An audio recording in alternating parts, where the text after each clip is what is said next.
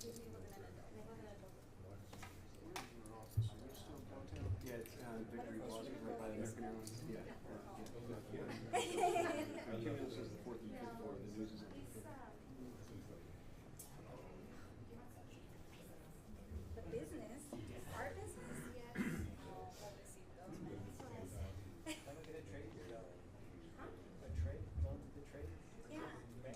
Well, so right now he's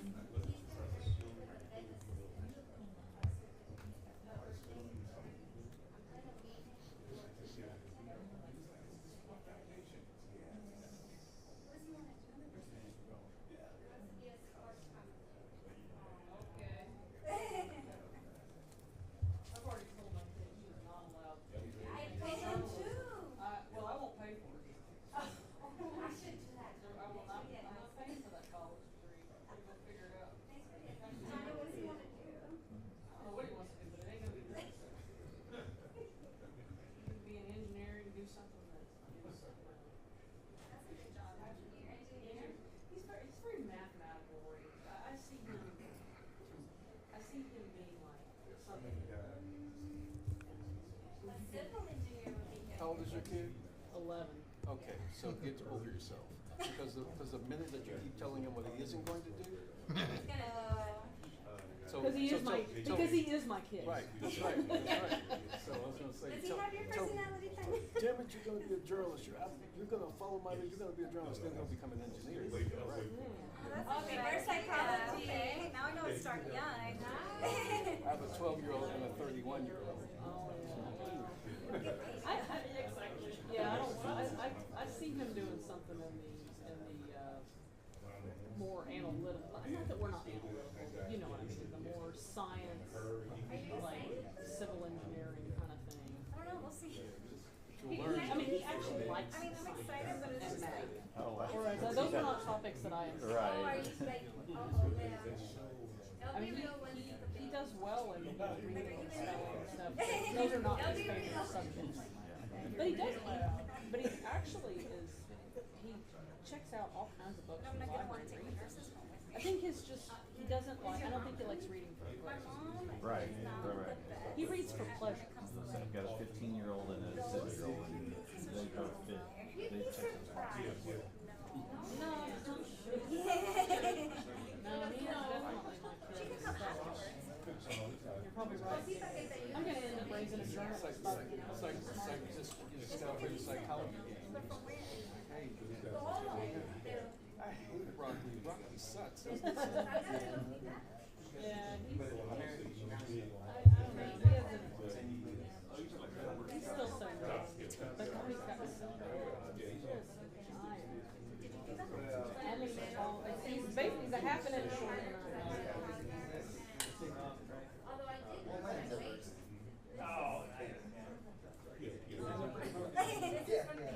So that's what I look forward to. Alright guys, let's start. Okay, let's put that.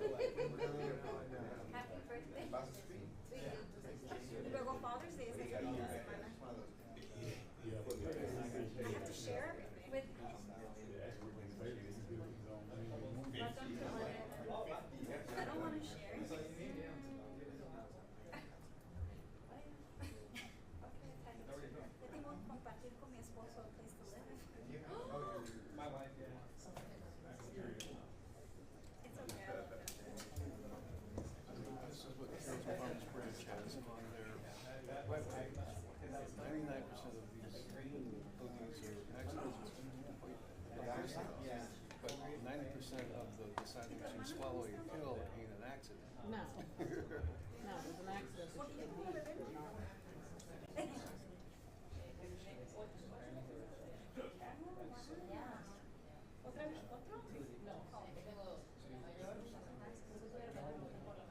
La que tuvo, ya, que tuvo una niña.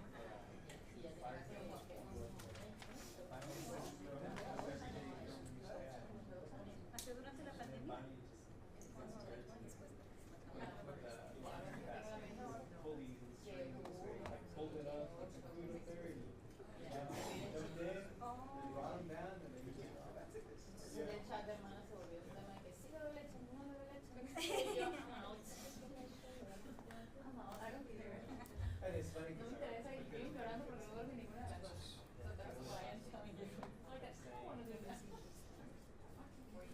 Totalmente con eso.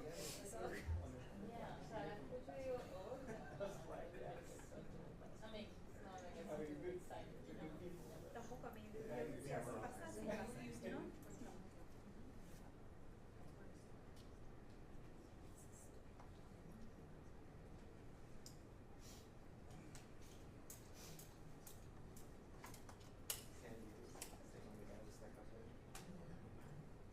Ah, sí.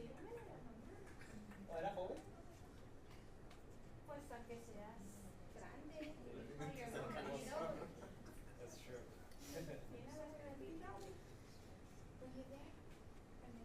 No, I wasn't there. I just interviewed him after. Interviewed the firefighter after.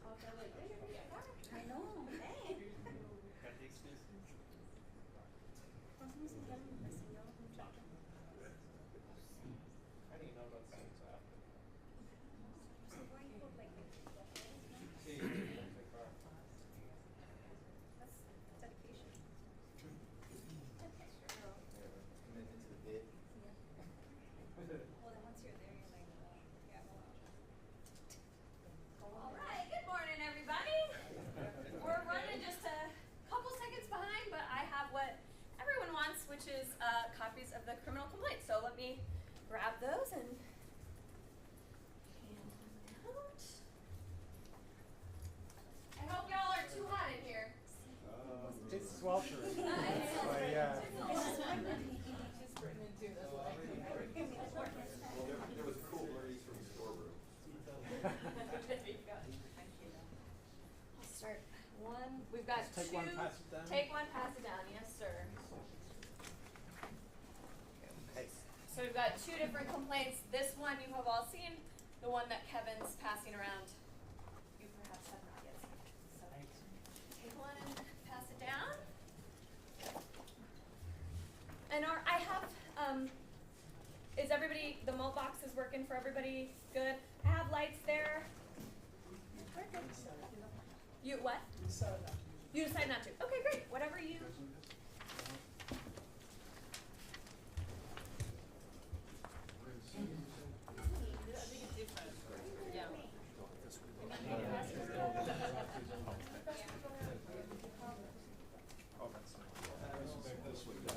Steve, what is the name on that? Yeah. This is Navarrete. This is from the old, this is the old one. Other one is, Jason Villanueva. Anybody leave this one? This is the older one? I get that one. Oh, that's the old one, right?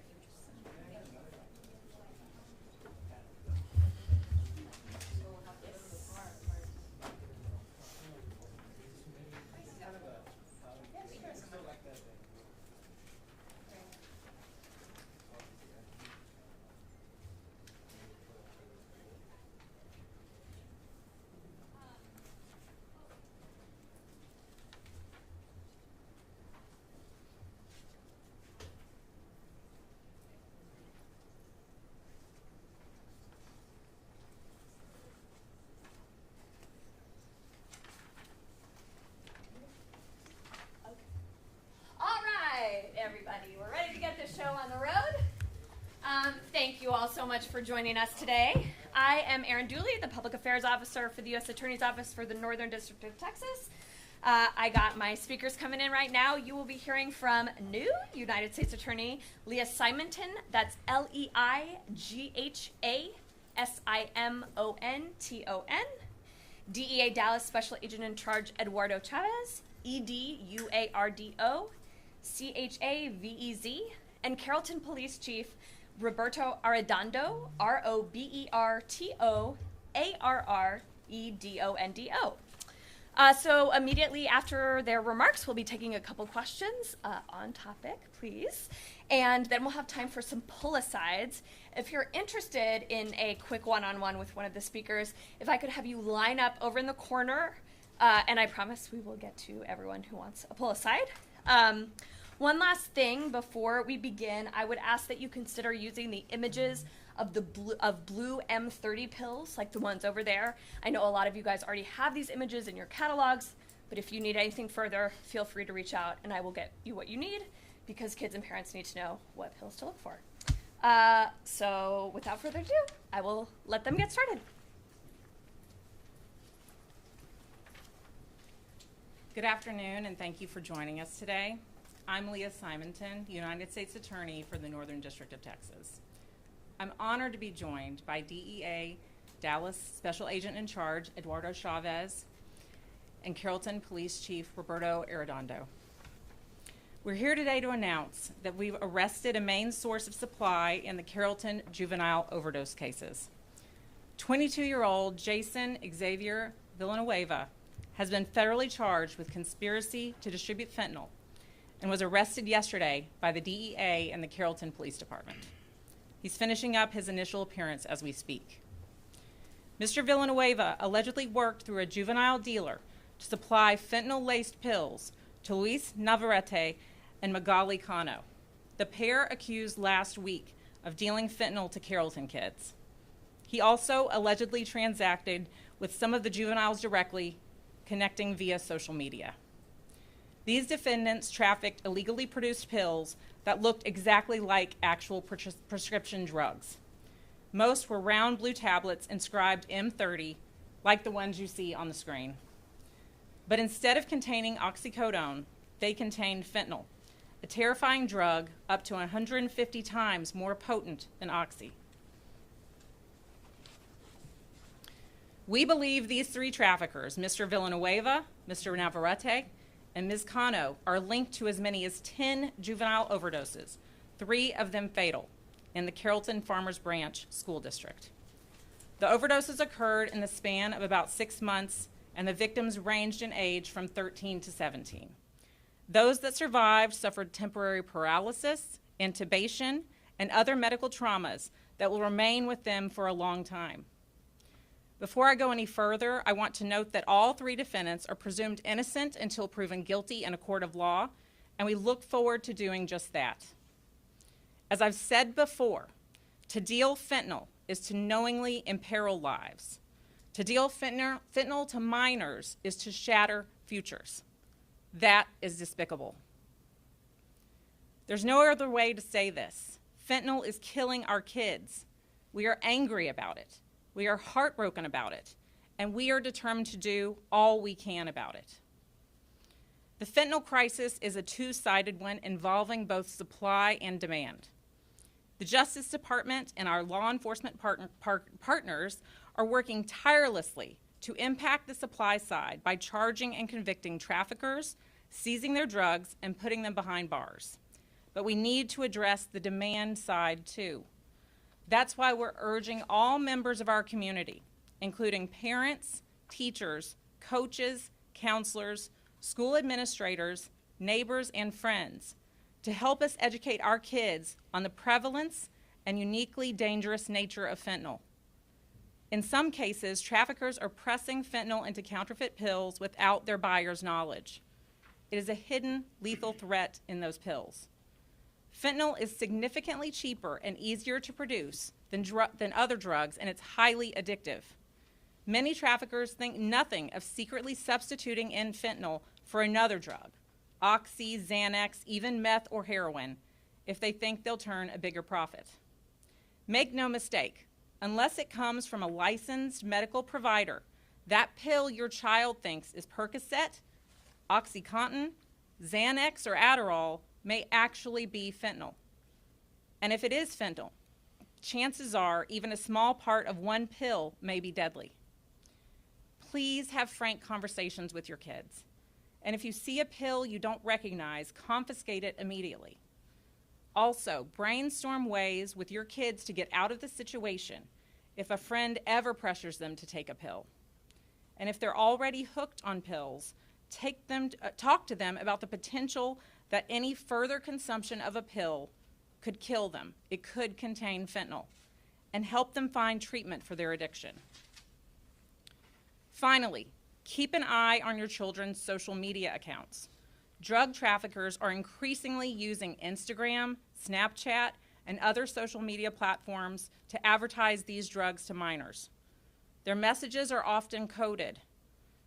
If you see the same unusual words or emojis in your kids' texts, ask questions. They could be slang for various drugs. And of course, if you are aware of someone dealing fentanyl or any other pills to kids, report it to law enforcement right away. The Justice Department is committed to curbing the fentanyl epidemic, but we need your help to protect our kids. They may think that taking Adderall or Xanax or even prescription opioids isn't a big deal, but fentanyl is. Fentanyl kills. Thank you. We'll now have Eduardo Chavez. Good afternoon. My name is Eduardo Chavez. I'm the special agent in charge of the DEA Dallas Field Division. Last year, I want this number to really sink in. 107,622 Americans died from taking drugs. That means if these numbers stay constant in 2023, by the end of today, 295 people will have lost their lives to drugs. Synthetic opioids like fentanyl account for almost 70% of these deaths. This cannot be viewed as somebody else's problem. This isn't just a Carrollton problem or a Dallas problem or a Fort Worth one. It is everyone's. Fake pills containing fentanyl have been seized throughout North Texas, from apartment complexes to gated communities, urban and rural areas alike. Last year, the DEA here in Dallas seized over 11.4 million potential deadly doses. This represents an approximate 254% increase from 2021. Make no mistake, fentanyl does not discriminate by age, race, gender, socioeconomic status. Its addictive properties cannot be compared to anything else on the streets today. And the overdose and poisoning margins of error between life and death are microscopic. For perspective, just 2 milligrams is considered a deadly dose. This sugar packet, if it were to contain fentanyl, would be enough deadly doses to kill 500 people. According to our DEA laboratory, 6 out of 10 fake pills on our streets today contain more than those 2 milligrams. We all have a role in this fight because it's a fight. It's a fight for our families, it's a fight to curb substance abuse, and it's a fight to hold criminal drug networks accountable for their actions. The men and women of DEA Dallas and partners like Chief Arredondo and his department at the Carrollton Police Department will relentlessly pursue these investigations. Individuals like Mr. Villanueva, Mr. Navarrete, and Ms. Mejia Cano must answer for their actions. Our investigation continues to remain very active. Our work is not done. As U.S. Attorney Simonton mentioned, we need your help. One must assume pills offered in the locker rooms, the classrooms, the neighborhood park, or on the street corners most likely contain fentanyl. No legitimate prescription can be purchased on social media. As you sit and watch this newscast, consider having that potentially awkward and difficult conversation with your children and your families. You may not like the answers, and it might bring an argument, but the alternatives are irreversible and the consequences are too deadly. One pill can truly kill. With that, I'll turn it over to Chief Arredondo with the Carrollton Police Department. Good afternoon. My name is Roberto Arredondo. I'm the Chief of Police for the Carrollton Police Department. I'd like to take a few minutes to recognize the men and women of the Carrollton Police Department for their diligent work to help rid our great community of this poison. Their efforts began out of the spotlight, as much police work does. And their relentless follow-up has been integral in this long-term investigation. I would also like to thank the U.S. Attorney's Office and the DEA Dallas office for their partnership and collaboration to help make this arrest possible. We take this seriously in our community. We will leave no stone unturned to ensure the safety of our children and our community. Thank you for being here today. We will now take some questions. Yes. Yes. In this case, you identify 6 students selling these drugs.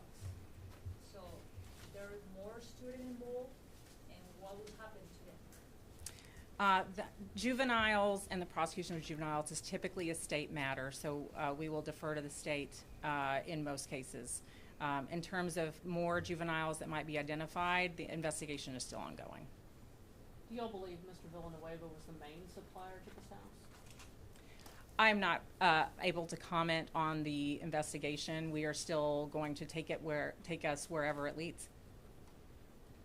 Just for clarity, so I'm sorry, he's under this indictment, but you said 6 other juveniles are also part of the network, is that correct? They have, yes, they were dealing, yes, exactly. You mentioned how important it is for staff, schools to be aware of this.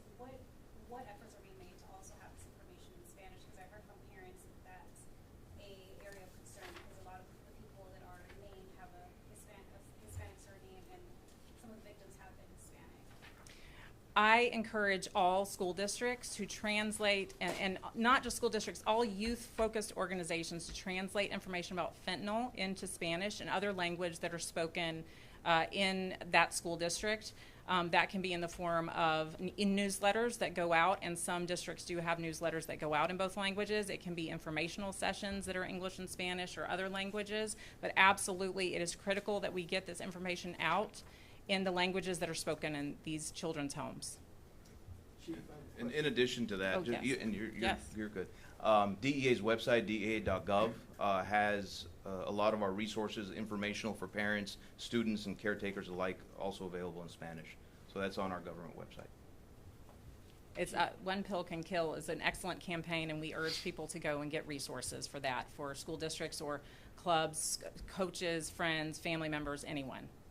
I have a question for Chief on this. As you all mentioned, this concern is everywhere. But is there a opioid epidemic in the community of Carrollton, Farmers Branch, Coppell, et cetera, and particularly and specifically with juveniles, where they're accidentally overdosing, but the concern seems to be how are we doing with the fact that kids want to access these pills, period? Right. So having one victim is too many. And so I took an approach that when I saw that there was one victim, I wouldn't call it an epidemic, but I would call it a problem. Okay. We're working through the problem. We're trying to address everything that comes our way. Through our partnerships with the U.S. Attorney's Office, DEA's office, the school board has been fantastic to work with, our mayor, our council. We have the support we need to try to rid our community of this. It is early on in our investigations, but we are addressing it as soon as we see it. These organizations are very well funded, very well organized. We hear those numbers that are very alarming. Are they winning? I will let Special Agent Chavez speak to that, but I will say absolutely it is a war that we are fighting, and we're fighting it throughout the United States, and we're doing all that we can. I would not say that they're winning, but I would say we have to attack it on all fronts, and we are doing all that we can as law enforcement, all that we can, tireless working to stop the supply of fentanyl into all of our communities. But it also takes information on the supply side, because as long as there's a demand, it's going to be very hard to cut off the supply totally. You know, I don't look at it in terms of wins or losses, because this is not a game. You know, talk to any of the family members who have had relatives who have fallen to fentanyl or any other drug for that matter. It's not a game for them either.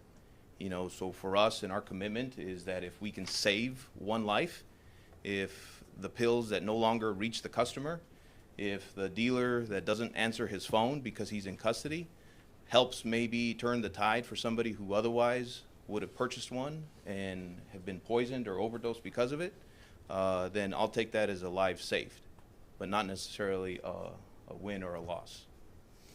We're sitting here talking about Carrollton, and reasonably so, but for the parents at home who listen to this and say, well, that's in Carrollton, that's not in our backyard, if they're in Fort Worth or Dallas, is there an issue to this level of severity happening in other places? Are people overdosing to this extent in North Texas right now, in schools, middle schools, high schools?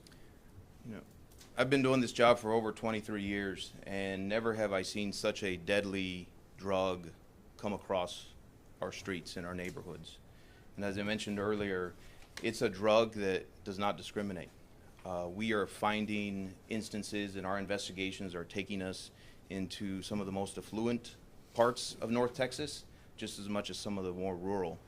And so that is where, I guess, to me, every parent cannot sit there and point to, oh, that only happens there, or that won't happen to our family.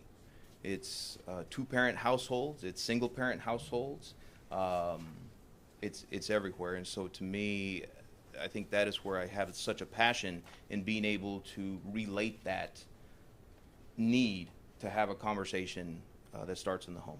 Can I add to that real quick? I just want to tell you that, yes, we are talking about Carrollton because we're aggressive with this. We want to rid our community of this poison. So the arrests have come. It has brought light to our great community, but our goal is to rid our great community of this poison. Chief, do we know how many teens have been arrested, if any? I'm sorry, I can't comment on that right now. It's an ongoing investigation, but we are leaving no stone unturned. To kind of go off that as well, you all are taking a very heavy hand when it comes to Carrollton.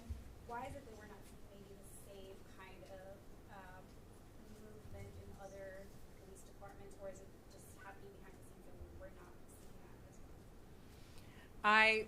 I think we can't comment on exactly what other police departments are doing or what they're seeing, because they might be in different stages. I would say don't take any community for granted in terms of whether it's happening and what stage we're at, and I think that's the message we're all trying to hit home. You know, all of us who are having kids are having these conversations with our children, and you know, whether we live in Carrollton or whether we live across the Metroplex. So it's something that may very well be happening in ways that even some of us up here may not know about right now in terms of what the investigatory stage is, but it's something that is pervasive. And the latest statistic I saw was over 100 people die of opioid overdoses every day, and we know a lot of that is fentanyl. And some of that is happening in our areas, and obviously you trace it to certain dealers that are dealing in certain communities. So, as far as logistics are concerned, in this particular case, we had a main supplier and then the two individuals in the home in the community, and then the student dealers.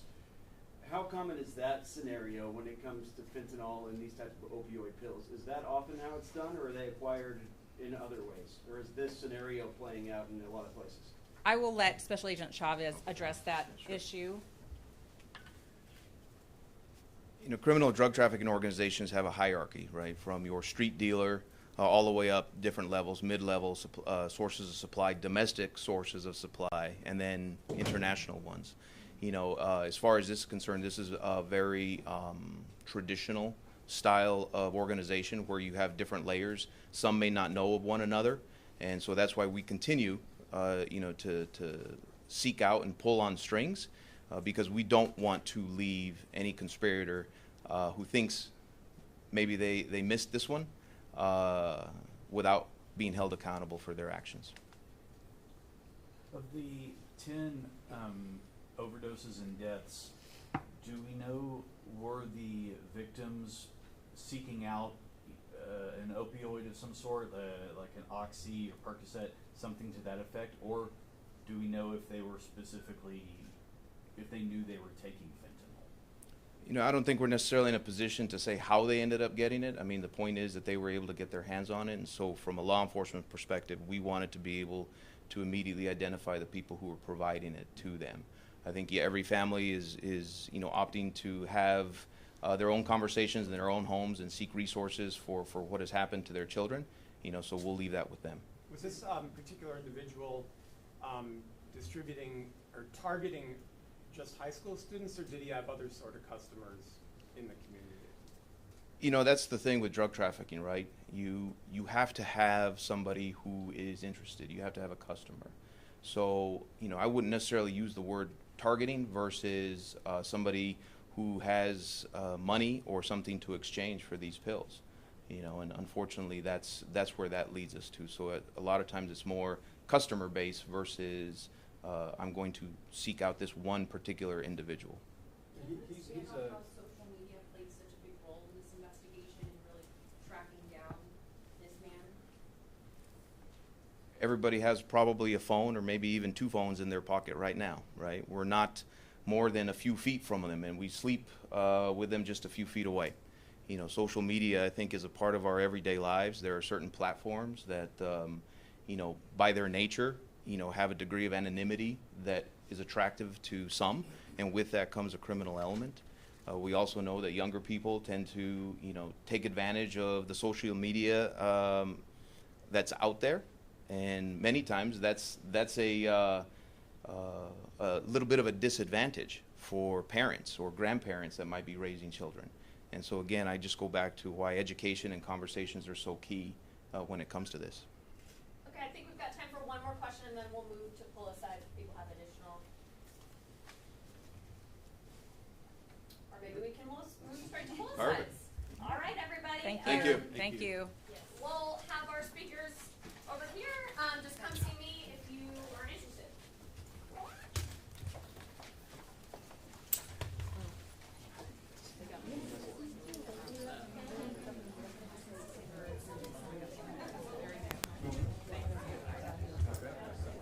El fin de semana como pasado mañana. Ah, okay. Uf, ahí con Cintia puede ver el horario que tengo. Ni sé lo que tengo ni sé que tengo el viernes. Either of you want to...